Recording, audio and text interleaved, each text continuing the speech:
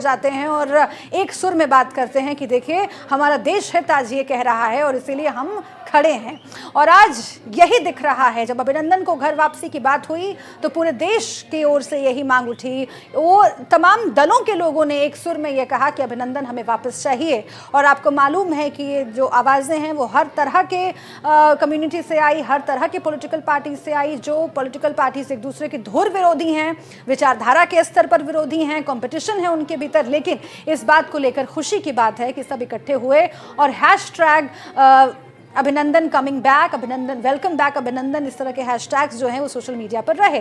तो कुल मिलाकर के ये वो स्थिति है जब पूरा देश एक सुर में बोल रहा है। और उसकी बानगी आपको हम दिखा रहे हैं आपकी टीवी स्क्रीन पर, जहां पर लोग नाच गा रहे हैं, खुशियां मना रहे हैं, क्योंकि एक तरह का संशय होता है जब दुश्मन के हाथ कोई सैनिक हमारा लग जाता है, उसके बाद एक संशय की स्थिति होती है कि आखिर किस तरह का सलूक वहाँ पर होगा। और कई बार ये मौका आता है कि अपनी फितरत के हिसाब से जो पाकिस्तान का इतिहास रहा है, जिस तरह का वो युद्ध में जो शौर्य का प्रदर्शन करना चाहिए, जो सैनिक के साथ बर्ताव करना चाहिए, उसकी नज़र उसने पेश नहीं की है। और कई ऐसे मौके आए हैं जब बहुत ही भयंकर, बहुत ही शर्मनाक हरकत उसने की है और बहुत सारे घाव हिंदुस्तान को दिए हैं। और इसीलिए अपने पड़ोसी की फितरत को देखते हुए लोगों को लगातार एक संशय बना हुआ था और इसीलिए वो इंतज़ार कर रहे थे कि एक बार ये पूरा प्रोसेस जो है वो शुरू हो जाए, अभिनंदन वापस लौट आएँ, उसके बाद आगे की बात होगी। और जब आज वो घड़ी आई है, अब से कुछ ही देर में हम आपको बता सकते हैं कि अपनी सरजमीन पर पाँव रख दिया है अभिनंदन ने, तब क्या माहौल है इस देश में और किस तरह से जो लोग हैं नाच गा रहे हैं, वो बहुत दिलचस्प है। जी राजीव जी, अपनी बात पूरी करें। हाँ, जैसा कि आपने दिखाया अभी, ये भारत के इस समय कोई भी शहर ऐसा नहीं है, कोई भी कस्बा ऐसा नहीं है जहां उल्लास नहीं हो, इस तरह के जश्न नहीं मनाए जा रहे हों। वो जो लोग पहुंच गए, अच्छा यहाँ पर किसी को बुलाया नहीं गया है, सब लोग स्वतः आए हैं और वो उस गौरवशाली क्षण को साझा करने आए हैं, सेलिब्रेट करने आए हैं और ये बताने आए हैं कि भारत एक राष्ट्र है, उसको इस तरह के छोटे मोटे उससे डिगाया नहीं जा सकता, तोड़ा नहीं जा सकता। तो इस तरह का जश्न, वो ये कोई पॉलिटिकल एजेंडा नहीं है, किसी राजनीतिक दल ने इनको नहीं बुलाया, ये आम लोग हैं, आम नागरिक हैं, अपनी खुशी से आए हैं और उस खुशी को साझा कर रहे हैं पूरे देश के साथ। जी बिल्कुल, कई तरह की कविताएं भी चल रही हैं सोशल मीडिया पर जो कि अभिनंदन के शौर्य की परिचायक हैं और उस शौर्य को सलाम कर रही हैं। कई तरह के हैशटैग चल रहे हैं, कई तरह के पोस्टर्स, पेंटिंग्स बनाई हैं और आपको हमने दिखाया था कि कैसे रेत पर जो प्रतिमा बनाई जाती है उसके ज़रिए भी अभिनंदन का शुक्रिया कहा गया था, अभिनंदन के लिए दुआ की गई थी। और ये सकुशल वापसी की दुआ पूरा देश कर रहा है। प्रार्थनाएं देश के अलग अलग इलाकों से हो रही हैं लगातार। और अब ये तस्वीरें हम आपको दिखा रहे हैं, अब से कुछ ही देर में सौंप दिया जाएगा अभिनंदन को, भारत को। जो पाक आर्मी है वो बीएसएफ को सौंप देगी अभिनंदन को और वो एक ऐसा लम्हा होगा जिसे हम काफ़ी लंबे वक्त तक याद करेंगे। और अभिनंदन का जिक्र जब तक आएगा तब जो उनकी शौर्य गाथा है वो भी हमारे जहन में आएगी, जो उन्होंने पाकिस्तान की ज़मीन पर जाकर के दुश्मन के गिरफ्त में आने के बाद भी जिस शौर्य का उन्होंने परिचय दिया है, ये हम हमेशा याद करते रहेंगे। और इसीलिए मैं बार बार कह रही हूँ कि सिर्फ अभिनंदन नहीं, बल्कि सेना का हर एक जवान, उसमें यही जोश होता है, यही जज्बा होता है और उसके परिचायक आज उसके प्रतिनिधि अभिनंदन बन गए हैं। और अभिनंदन को सम्मान देने के जरिए पूरे देश की जो सेना है उसके प्रति जो सम्मान इस देश के लोगों में है उसे बार बार जाहिर किया जा रहा है। क्योंकि अभिनंदन की घर वापसी का मतलब यही है कि देश का एक सच्चा सपूत जो देश के लिए खड़ा रहा, हर स्थिति में खड़ा रहा, कभी डिगा नहीं, कभी अपनी जो हिम्मत है उससे पीछे नहीं हटा, उसे आज सलाम पूरा देश कर रहा है। और यही सेना की खूबी होती है जिसे वक्त वक्त पर हमारे सैनिक हमें दिखाते रहते हैं और हमें गर्व से सिर ऊंचा करने का मौका देते रहते हैं। राजीव जी, मैं जो कह रही थी अमेरिका के संदर्भ को लेकर के कि अमेरिका और सऊदी अरेबिया जैसी जो कंट्रीज़ हैं उनका कितना योगदान रहा, जो इंटरनेशनल प्लेयर्स हैं, जो इंटरनेशनल लीडर्स के तौर पर ख़ुद को प्रोजेक्ट करते हैं। और ख़ास तौर से हिंदुस्तान और पाकिस्तान जो एशिया के दो कंट्रीज़ हैं जिनका बहुत महत्व है समसामयिक। और हिंदुस्तान की तो जो तुलना है अब ऐसे देशों से की जाने लगी है जो बहुत तेज़ी से विकसित हुए और जिन्होंने पूरे रीजन में एक बहुत बड़ा वर्चस्व बना लिया। इसीलिए मैं आपसे पूछना चाह रही हूं कि जो रिश्ते हैं हिंदुस्तान के अमेरिका के साथ या सऊदी अरेबिया के साथ जो हमने अभी देखा, उसका व्यापार सऊदी अरेबिया के साथ बहुत ज़्यादा है पाकिस्तान के मुकाबले में। पाकिस्तान के साथ जो हमने देखा सऊदी अरेबिया की नज़दीकी को, वो अपनी जगह है जो, क्योंकि दोनों इस्लामिक कंट्रीज़ हैं, लेकिन जो हित हैं भारत और सऊदी अरेबिया के, वो कैसे एक साथ साथ चल रहे हैं और लगातार बढ़ते ही जा रहे हैं। जो आपसी अंडरस्टैंडिंग है वो भी हमने देखी। तो इन रिश्तों के लिहाज से कितना महत्वपूर्ण रहा पिछला कुछ समय, पिछले कुछ घंटे, और किस तरह से इंटरवीन किया इन कंट्रीज़ ने, और किस तरह से पाकिस्तान पर दबाव बनाया गया सऊदी की ओर से या अमेरिका की ओर से या चीन की ओर से। जो मैसेज गया वो डायरेक्टली नहीं शामिल था, लेकिन हाँ, पाकिस्तान के साथ वो खड़ा नहीं हुआ। तो इस तरह के माहौल में क्या कोई दूसरा रास्ता था पाकिस्तान के पास बाकायदा अभिनंदन को सकुशल भारत को लौटाने के अलावा? शुभ्रा, देखिए, आपने अमेरिका की बात की और सऊदी अरेबिया की बात की। दोनों को पता है कि इस समय भारत एक बहुत मजबूती से उभरती हुई आर्थिक शक्ति है, सुपर पावर कह लें आप, और उनके हित भारत से जुड़े हैं। सऊदी अरेबिया जितना व्यापार भारत के साथ करता है उतना पाकिस्तान के साथ नहीं करता। अमेरिका को भी ये बात अच्छी तरह पता है कि भारत का हित ज़्यादा बड़ा है, और सऊदी अरेबिया में चूंकि वो वहाबियों का केंद्र रहा है हमेशा से, और वहाबी थोड़ा कट्टरपंथी होते हैं और वो पसंद करते हैं पाकिस्तान को, तो पाकिस्तान को एकदम उपेक्षा उसकी नहीं कर सकता, लेकिन वो एक लिमिट के आगे पाकिस्तान की मदद भी नहीं कर सकता। और उसको भारत के हित को ध्यान में रखते हुए ये और कोई विकल्प नहीं था ना सऊदी अरेबिया के पास, और अमेरिका तो जानता है कि भारत उसके लिए भविष्य में इस साउथ एशिया में ज़्यादा उपयोगी है, इसलिए वो भारत के साथ खड़ा है। और वो पाकिस्तान पर लगातार, आपको याद होगा कि कारगिल के समय जनरल मुशर्रफ थे, और वो भारत उतना स्ट्रांग या उतनी मजबूती से नहीं खड़ा था, चाहे डिप्लोमेसी के उस पर देख लें। इस समय स्थिति एकदम फर्क है, और ये बात चाइना भी जानता है। तो इसका असर सीधा सीधा पाकिस्तान पर पड़ा है। पाकिस्तान की अर्थव्यवस्था इस समय बुरी हालत में है, और वो अफोर्ड नहीं कर सकती। वो सहायता, विदेशी सहायता पे ही अभी तक सरवाइव करते आए हैं, और उनको मिलती रही है। लेकिन इस समय वो, चाहे वो आयुधों को लेके हो, हथियारों को लेके हो, या और दूसरी तरह के डेवलपमेंट को लेके हो, तो वो उस तरह से उनको साफ साफ कह दिया गया कि भाई आप आतंकवाद का रास्ता छोड़ें, नहीं तो आपको मदद नहीं दी जाएगी। और पूरी विश्व कम्युनिटी उनके साथ खड़ी है, तो पाकिस्तान के लिए कोई विकल्प नहीं था। और अमेरिका और सऊदी अरेबिया भारत के साथ खड़े हैं। ये वक्त की ज़रूरत थी, उनको लगा कि ये हमको उनके साथ आना ही पड़ेगा, नहीं तो उनका भी नुकसान होगा। तो इसके चलते उन्होंने चौतरफा दबाव जो पाकिस्तान पे बनाया, तो उसका ही असर दिख रहा है कि उसने अपने को सडनली उसके तेवर ढीले हुए वो बात करने की बात कर रहा है टेबल पे बैठ के। लेकिन ये इसीलिए क्योंकि वो युद्ध नहीं चाहता है, वो इसीलिए क्योंकि उनको पता है कि युद्ध करने की स्थिति में उनका देश नहीं है। और अर्थव्यवस्था के लिहाज से, कर्ज में डूबे रहने के लिहाज से अगर आप देखें तो पाकिस्तान जैसा मुल्क अभी ये चाहता है कि वो पीस की बात करे, और उसके पीछे की जो स्ट्रैटेजी है वो भी हम समझ रहे हैं। लेकिन आतंकवाद को लेकर के इस देश का जो रवैया है वो कैसे नहीं बदला है, इस पर भी निगाह डालनी बहुत ज़रूरी है। चाहे वो मसूद अजहर की बात हो, जिसका जिक्र हम बार बार कर रहे हैं, और जिसको लेकर के वहाँ के विदेश मंत्री का बयान आज आया है कि मसूद अजहर वहाँ पर है, पाकिस्तान में है, लेकिन उसकी तबीयत ठीक नहीं है। अब वहाँ देखिए, हाफिज सईद और मसूद अजहर जैसे आतंकवादी पनाह लिए हुए हैं, वो रह रहे हैं, अपना इलाज भी करवा रहे हैं, घूम फिर रहे हैं, और अपना जो उनका टेररिस्ट ऑर्गेनाइजेशन है उसको बढ़ा रहे हैं, उसे भारत के खिलाफ इस्तेमाल कर रहे हैं। लेकिन पाकिस्तान कुछ नहीं कर पा रहा है, पाकिस्तान की सरकार कुछ नहीं कर रही है, वहाँ की सेना, वहाँ की ISI उन्हें संरक्षण दे रही है। तो आतंकवाद को लेकर के जो उनका रवैया है वो नहीं बदला है। OIC में आप देख लीजिए, जहाँ सुषमा स्वराज ने भाषण दिया और उन्होंने ये कहा कि किसी मजहब से कोई टकराव नहीं है, क्योंकि वो इस्लामिक फोरम है। वहाँ पर उन्होंने सीधे कहा कि चाहे कोई भी मजहब हो उससे कोई टकराव नहीं है, बल्कि पाकिस्तान जबकि जो हिंदुस्तान है उसकी लड़ाई आतंकवाद के खिलाफ है। आतंकवाद को बढ़ावा देने की बात हो, उसे फंड करने की बात हो, इन सब के खिलाफ लड़ना ज़रूरी है और हिंदुस्तान हमेशा इस चीज़ के लिए खड़ा है। लेकिन वहाँ पर जो पाकिस्तान का रवैया है वो भी आप मत भूलिए। वहाँ पर पाकिस्तान ने फिर से एक बार विरोध किया। भारत के विदेश मंत्री के गेस्ट ऑफ ऑनर के तौर पर जाने का पाकिस्तान को ठीक नहीं लगा और फिर फाइनली जब किसी ने नहीं सुनी पाकिस्तान की और सुषमा स्वराज वहाँ पर गेस्ट ऑफ ऑनर के तौर पर शामिल हुई तो पाकिस्तान ने विड्रॉ कर लिया, यानी कि पाकिस्तान के विदेश मंत्री वहाँ पर शामिल नहीं हुए उस बैठक में। तो आतंकवाद को लेकर के, भारत को लेकर के जो रवैया है पाकिस्तान का वो अभी भी बदला नहीं है, ये हमें जहन में रखने की ज़रूरत है।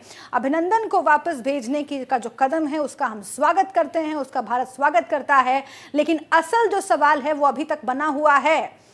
अभिनंदन को वापस भेजना जेनेवा कन्वेंशन के तहत पाकिस्तान के लिए ज़रूरी था और उसकी मजबूरी भी थी। जो इंटरनेशनल प्रेशर बिल्ड हुआ है उसके मद्देनज़र और कोई रास्ता भी नहीं था पाकिस्तान के पास। लेकिन जो आतंकवाद से लड़ने की बात है और कश्मीर के मसले पर जिस तरह से कल संसद में, पाकिस्तान की संसद में इशारों इशारों में बात की इमरान खान ने और जिस तरह से वहाँ जो तथाकथित आज़ादी की बात होती है उसका समर्थन कर दिया, उससे एक बात फिर से साबित हो गई है कि वो जो उनके पहले के सहयोगी हैं उनसे कुछ अलग नहीं सोच रहे हैं। और अगर वाकई ऐसा है तो पाकिस्तान हिंदुस्तान के लिहाज से, रिश्तों के लिहाज से आप देखेंगे कि आने वाला वक्त और भी क्रूशियल रहेगा और हिंदुस्तान की जो चुनौती है वो और बढ़ जाती है, क्योंकि अगले कुछ हफ्ते, कुछ दिन बहुत महत्वपूर्ण हैं। आपको मालूम है कि संयुक्त राष्ट्र की सुरक्षा परिषद में 3 बहुत ही शक्तिशाली मुल्कों ने ये मांग की है कि मसूद अजहर को ग्लोबल टेररिस्ट घोषित किया जाए। फ्रांस, ब्रिटेन और अमेरिका, इन तीनों ने ये मांग की है कि मसूद अजहर पर जिस कार्रवाई की मांग लंबे वक्त से हो रही है वो किया जाए, क्योंकि आपको याद होगा पुलवामा अटैक के ठीक बाद जैश-ए-मोहम्मद, जिसका संस्थापक मसूद अजहर है, उसने उस हमले की जिम्मेदारी ली थी और उसके बाद से ये मांग की जाती रही कि पाकिस्तान सरकार को कम से कम कुछ कार्रवाई तो करनी चाहिए। लेकिन कोई कार्रवाई पाकिस्तान सरकार की ओर से नहीं हुई और इसीलिए हम ये कह रहे हैं कि हिंदुस्तान के लिहाज से आने वाला कुछ वक्त बहुत ही क्रूशियल रहने वाला है और उसे अपने डिप्लोमेटिक प्रेशर के थ्रू ये सुनिश्चित करना पड़ेगा कि मसूद अजहर, जिसे कहो बहुत लंबे वक्त से हिंदुस्तान ये कोशिश कर रहा है कि ग्लोबल टेररिस्ट घोषित किया जाए, चीन के अड़ंगे की वजह से कई बार ये नहीं हो पाया, हम फाइनल पोजीशन पे पहुंच करके वापस लौट गए, उसे अब सुनिश्चित करना पड़ेगा कि वो हो और इस तरह के माहौल में वो होगा। लेकिन मैं ये आपको इस वक्त ये इसलिए बता रही हूँ क्योंकि आतंकवाद के लिहाज से पाकिस्तान का जो रवैया है वो नहीं बदला है, इसे हमें जहन में रखना पड़ेगा। आज अभिनंदन की वापसी का वक्त है, आपसे कुछ ही देर में अभिनंदन वापस लौट सकते हैं और उसकी जानकारी हम आपको पल पल दे रहे हैं, अपडेट्स आपको पल पल दे रहे हैं। वाघा बॉर्डर पर वो मौजूद हैं, आपसे कुछ देर में BSF को सौंप दिया जाएगा, अभिनंदन को जो पाक आर्मी है वो सौंप देगी। लेकिन इन सब के बीच जो असल सवाल है वो भी हमें नहीं भूलना चाहिए, ये भी हम बार बार आपको याद दिला रहे हैं। और इस बीच जो जश्न की तस्वीरें हैं वो आप एक बार देख लीजिए, जो उत्साह का माहौल है पूरे देश में, क्योंकि अभिनंदन को लेकर के जो एक सेंटिमेंट्स पूरे देश में है और हर एक हिंदुस्तानी के दिल में उनको लेकर सम्मान है, उनको लेकर जो भावनाएं उमड़ रही हैं वो आज उफन कर सामने आ रही हैं और उसको जाहिर कर रहे हैं लोग हिंदुस्तान के अलग अलग इलाकों में हाथों में तिरंगा लिए हुए सड़कों पर उतरकर, और वो कह रहे हैं कि जो सेना का प्रतिनिधित्व करते हुए दुश्मन के खेमे में जाकर वहाँ पर अपना शौर्य दिखाकर वापस लौट रहा है हमारा पायलट, उसको हम सबका सलाम है। लेकिन इन सब के बीच जो अहम सवाल है राजीव जी, मैं उस पर आपका रिएक्शन लेना चाहती हूं कि आतंकवाद को लेकर के बहुत कोई ऐसा बदल गया हो पाकिस्तान का रवैया, ये भी नहीं है और ये कितना अहम है और इससे जूझना पड़ेगा भी। बिल्कुल, आपको याद होगा कि पुलवामा अटैक की कुछ दिनों पहले हाफिज सईद ने एक वीडियो जारी करके अपने संगठन के लोगों को कहा था कि घबराने की ज़रूरत नहीं, कि तनाव बढ़ रहा है, हम साथ हैं। और उसके बाद अटैक हुआ और उसके बाद अब जैसा कि आपने कहा कि पाकिस्तानी गवर्नमेंट का ये बयान आया कि बहुत बीमार है और उसको अस्पताल में भर्ती है, अपने से चल फिर नहीं सकता। एक्चुअली ये झूठ का पुलिंदा है। सेना ने उनको आर्मी हॉस्पिटल में छुपा रखा है और यही एक संशय पैदा करता है कि पाकिस्तान अपने इरादों में कितना ईमानदार है, अपने उसकी मंशा कितनी साफ है, इस पर संदेह पैदा करता है।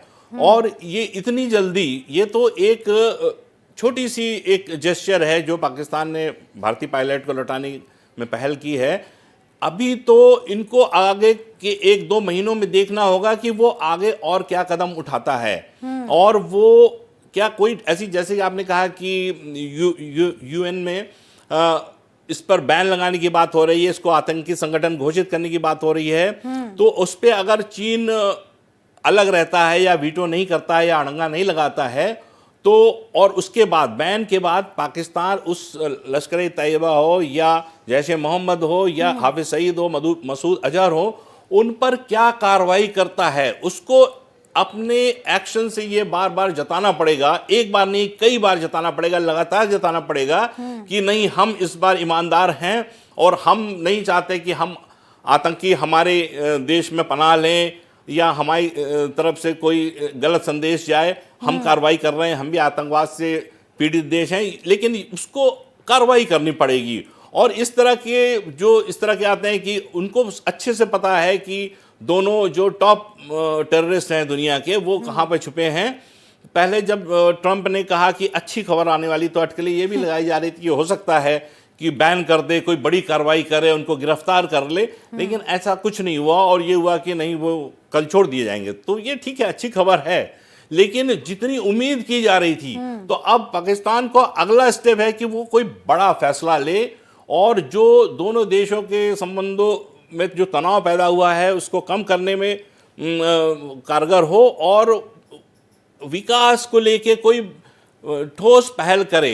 लेकिन ये अभी पाकिस्तान का जो अभी तक का इतिहास रहा है, तो उसमें ऐसा लगता नहीं, अनलेस कि उस पर अभी देखिए दबाव तो लगातार है और लगातार दबाव रहेगा ही, और उसको एकदम क्लियर है कि और कोई विकल्प उसके पास नहीं है। तो अब देखना है कि वो नाटक करता है कार्रवाई का या वास्तव में कोई प्रभावशाली कदम उठाता है। इसी से आगे दोनों के राजनीतिक संबंधों और दोनों देशों के संबंध की दिशा तय होगी। बिल्कुल। और अपने ढोंग से बाज आना होगा पाकिस्तान को, ये बात तो है। और ये सवाल अभी तक बना हुआ है कि क्या वाकई ऐसा होगा, क्या वाकई आतंक को लेकर के जो रवैया है पाकिस्तान का, जिसे पूरा विश्व जानता है और जिसकी वजह से पाकिस्तान की किरकिरी होती रहती है अलग अलग मंचों पर, और जिसकी वजह से आज दुनिया के जो तमाम देश हैं, जो कई शक्तिशाली देश हैं, उनकी सहानुभूति भारत की तरफ है, उनका साथ भारत के साथ है और पाकिस्तान के साथ खड़े होने के लिए कोई तैयार नहीं है। क्या अपने रवैये में पाकिस्तान तब्दीली करेगा, ये सवाल बना हुआ है। लेकिन इन सब के बीच आप समझिए कि ये जो स्थिति आज बनी है, जिस पाकिस्तान की हम बात कर रहे हैं, आखिर क्यों वो मजबूर हुआ कि 2-3 दिन के भीतर ही जो अभिनंदन हमारे विंग कमांडर हैं उन्हें वापस भेजना पड़ा पाकिस्तान को। और उसमें जो सेना ने प्रेस कॉन्फ्रेंस की थी कल, आपको याद होगा शाम को, उसकी कितनी बड़ी भूमिका रही अंदर खाने, ये मैं आपसे समझना चाहूँगी राजीव जी, क्योंकि पहले ये खबर आ रही थी कि सेना 5 बजे प्रेस कॉन्फ्रेंस करेगी। तीनों सेनाओं की संयुक्त प्रेस कॉन्फ्रेंस का ऐलान कर दिया गया था पहले ही, और ये कहा जा रहा था कि उसमें कुछ बड़े खुलासे हो सकते हैं, कुछ बड़ी बातें रखी जा सकती हैं। और उसके बाद हमने देखा कि इमरान खान उसी दरमियान अपने देश की संसद में सामने आते हैं और वो ऐलान कर देते हैं कि अभिनंदन को वो रिहा कर रहे हैं। यहाँ से जो मैसेज निकल कर जाता है, क्या सेना की प्रेस कॉन्फ्रेंस के ऐलान करने का भी दबाव बना? क्योंकि उसके बाद हमने देखा कि सेना ने अपनी प्रेस कॉन्फ्रेंस का वक्त थोड़ा बढ़ा दिया, 7 बजे कर दिया, और वहाँ पर जो सबूत पेश किए सेना ने वो भी बहुत महत्वपूर्ण रहे। F-16 का प्रयोग कैसे पाकिस्तान ने किया और कैसे उसे लेकर के इंटरनेशनल कम्युनिटी के सामने झूठ बोलता रहा। आप देखिए, F-16 का इस्तेमाल करने की जो इजाज़त है पाकिस्तान को, यानी कि जो एक समझदारी की बात होती है, जो कि एक समझ की बात होती है, आपसी समझ की बात, जो अमेरिका और पाकिस्तान के बीच की बात होती है, उसमें यह था कि जो आतंकी गतिविधियां हैं उसके खिलाफ F-16 का इस्तेमाल करना है, लेकिन पाकिस्तान उसका इस्तेमाल भारत के लिए कर रहा था, भारत के खिलाफ कर रहा था। और यही दिखाने के लिए, जिससे इनकार बार बार पाकिस्तान करता रहा, यही दिखाने के लिए हमारी सेना ने प्रेस कॉन्फ्रेंस की, ताकि जो इंटरनेशनल लेवल पर प्रेशर है वो और बढ़ सके, और यही हुआ। कल देखा हमने कि कैसे जो सबूत पेश किए हमारी सेना ने, उससे ये साबित हो गया कि F-16 का इस्तेमाल पाकिस्तान भारत के खिलाफ कर रहा है, जो इस देश के लिए बहुत ही शर्मनाक है, जिस पर बार बार ये आरोप लगता रहा है कि वो आतंकवादियों को पनाह देता है। और यही वो देश है, आप मत भूलिएगा, जहां पर भीतर घुस करके आतंकवादी ओसामा बिन लादेन को अमेरिका ने ढेर कर दिया था। अब उस वाकये के बाद कैसे पाकिस्तान इनकार कर सकता है कि वो आतंकवादियों को पनाह नहीं दे रहा?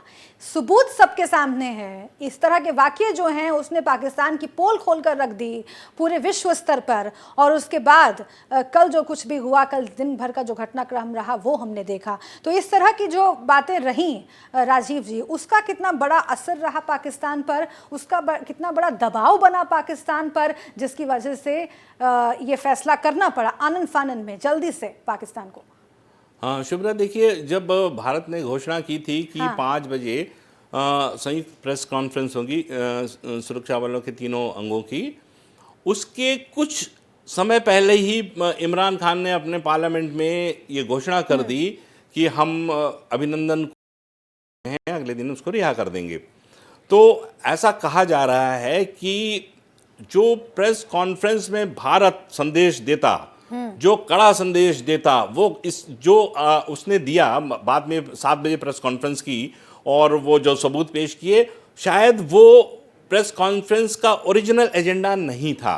ऐसा कहा जा रहा है कि पाकिस्तान को भारत स्टर्न वार्निंग देता कि 24 घंटे में छोड़ो, नहीं तो फिर तुमको नेस्तनाबूद कर देंगे।